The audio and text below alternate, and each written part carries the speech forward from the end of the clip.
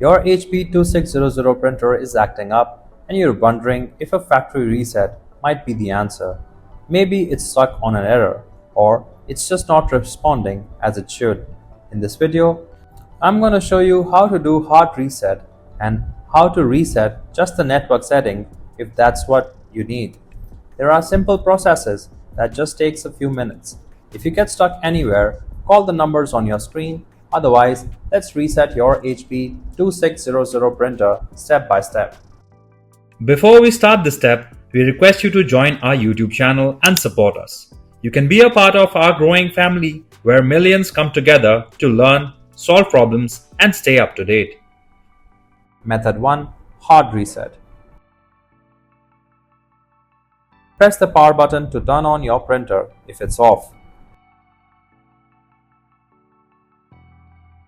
With the printer turned on, disconnect the power cord from the rear of your printer. Unplug the power cord from the wall outlet or electrical socket to completely cut power. If you have a USB cable to the rear of your printer, disconnect it now. Wait for 60 seconds while the printer is completely unpowered to allow it to fully discharge.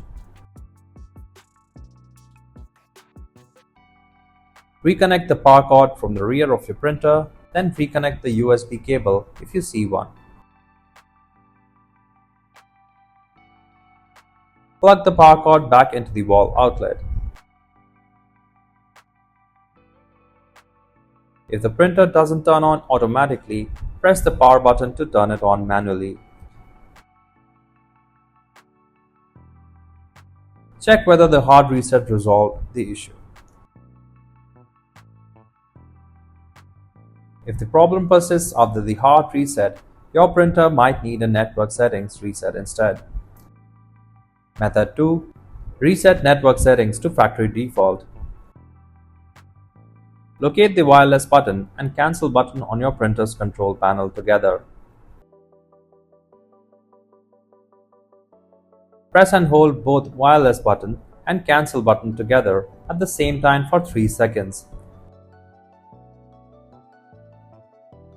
Release both buttons after 3 seconds to execute the network settings reset.